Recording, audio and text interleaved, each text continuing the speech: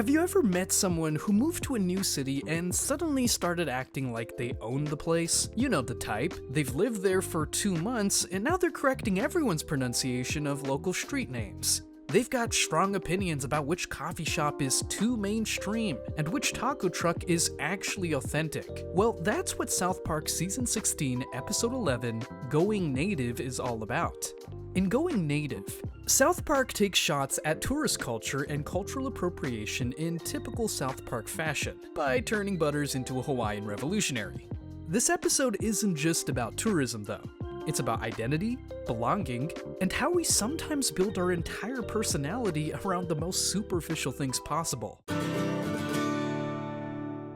The episode starts off with Cartman running in and telling the boys that Butters beat up Scott Malkinson. The boys rush over to the bathroom, where Butters has locked himself in.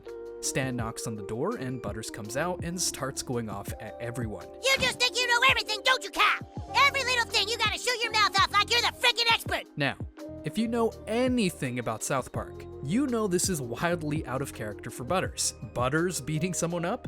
The same Butters who got grounded for breathing too loud? Something is definitely not right. Next, we find Butters in Principal Victoria's office with his parents. But instead of the usual lecture on his behavior, Butters' dad reveals something much deeper. You've maybe noticed that Butters isn't exactly like other kids.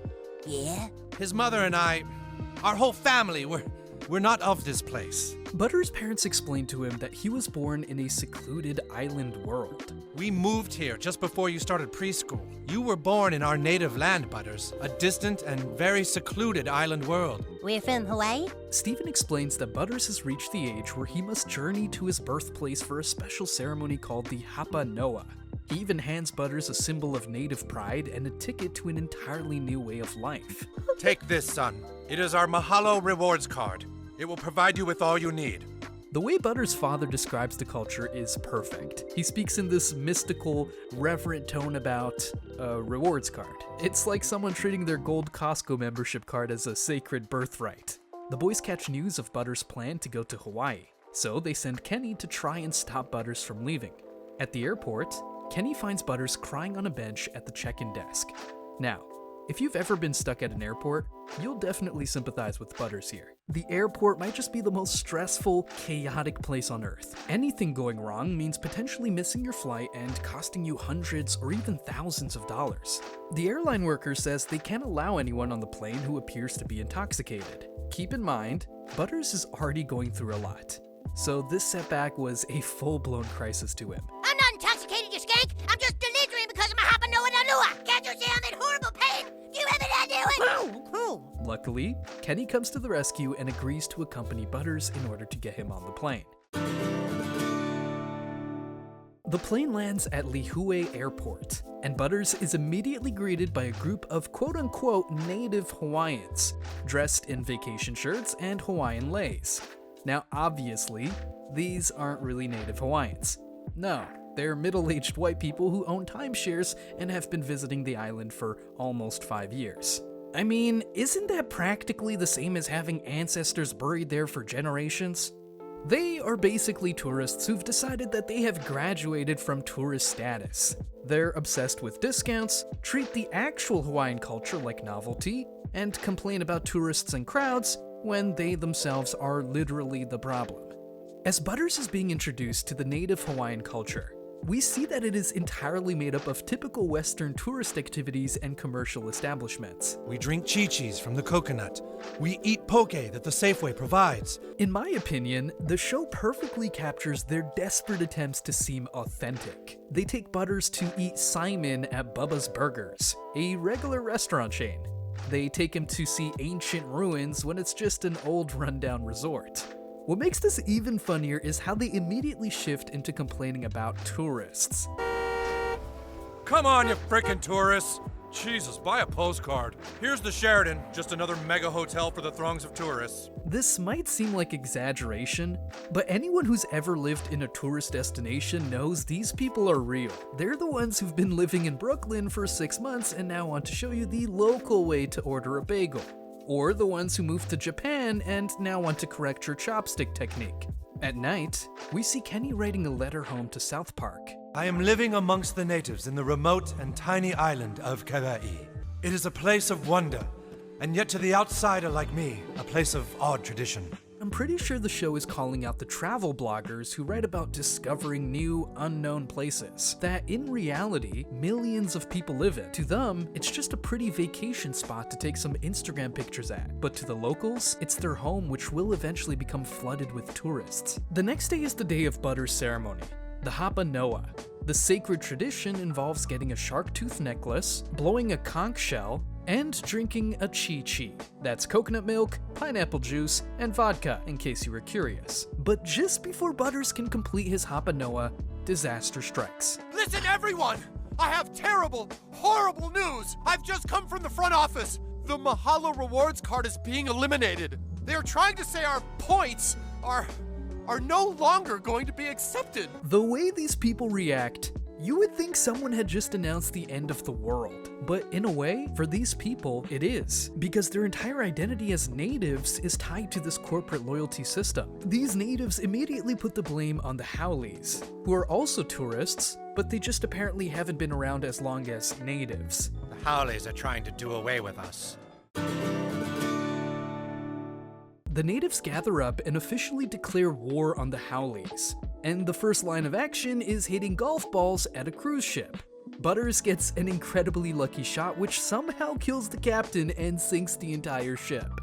A nice reminder that we're watching South Park. The natives manage to force all the tourists off the island, and a news anchor reports that the president will send the Coast Guard to take the island back. An insurrection in the Hawaiian Islands has escalated to war. The president says he will send the Coast Guard to take the island back. While this is all happening, the natives realize there is still one more Haole on the island, Kenny. Despite his friendship with Butters, Kenny still has to prove his worth to the natives. To prove he's worthy, he must face the ancient trial of paddleboarding. Yes, Kenny has to prove his worth by demonstrating a fun beach activity. But to the natives, it's more than that. It's a sort of sacred ritual. Unfortunately, Kenny wipes out and floats downstream, proving he's not worthy of becoming a native yet. The conflict escalates to absurd proportions, with the tiny group of natives facing off against the US Coast Guard. They're armed with golf clubs and bocce balls. Fire. The situation is not looking good, and it gets even worse when they realize they're out of chi-chis. Without alcohol, their revolutionary spirit quickly fades. We can't fight without Chi-Chis! You can and you must! Just when all hope seems lost, a miracle happens. Kenny stumbled onto the old rundown resort and found none other than Elvis Presley himself. But more importantly, Elvis shows Kenny where to find more chi-chis. Kenny proves himself worthy by paddleboarding back to the resort, carrying a boatload of chi-chis. With the natives' newfound confidence, the government finally gave in and had the Mahalo rewards card reinstated. Peace is finally restored, and Butters gets to complete a ceremony. But after his ceremony, Butters doesn't really feel much different. Instead, he finds real peace when he learns that Ben Affleck isn't with Jennifer Lopez anymore. What?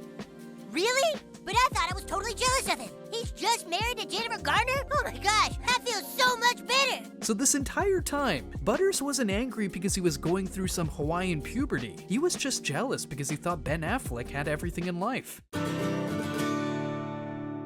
One of the best parts of this episode, in my opinion, is how it explores the hierarchy that exists in tourist culture. The natives, who are really just long-term tourists, look down on the regular tourists, calling them haoles and complain about how they're ruining the island. When Kenny accompanies Butters, the natives are immediately suspicious.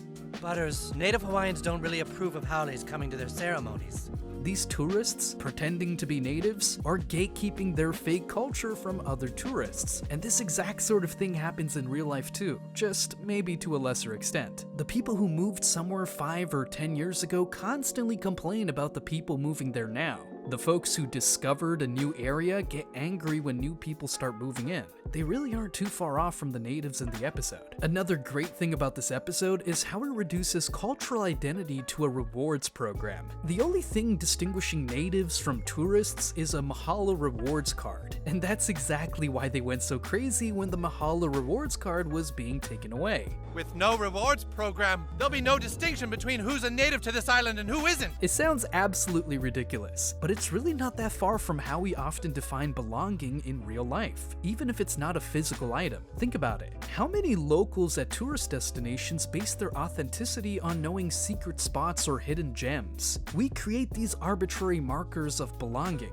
these ways of distinguishing ourselves from the tourists. I think what makes this episode so good is how it exposes the bubble of tourism. We often travel to experience different cultures, but then end up creating insulated bubbles that reflect our life at home. I mean, can you really call yourself a traveler if all you do is book a 5-star all-inclusive resort and don't leave all trip? Don't get me wrong, there's nothing wrong with wanting a vacation to get away from home and just relax, but don't try to be something you're not. The natives in this episode aren't interested in actual Hawaiian culture, they're interested in the tourist version of it, complete with cocktails and resort activities. Beneath all this mockery of tourist culture and culture appropriation, I think Matt and Trey actually managed to tell a surprisingly nuanced story about belonging. These natives might be ridiculous, but their desire to belong somewhere and to be part of something feels genuine, even if that something is just a hotel rewards program. The episode suggests that maybe we're all just trying to find our place in the world, and sometimes that means we latch onto superficial things, like reward cards or tourist attractions, and pretend they're deeply meaningful.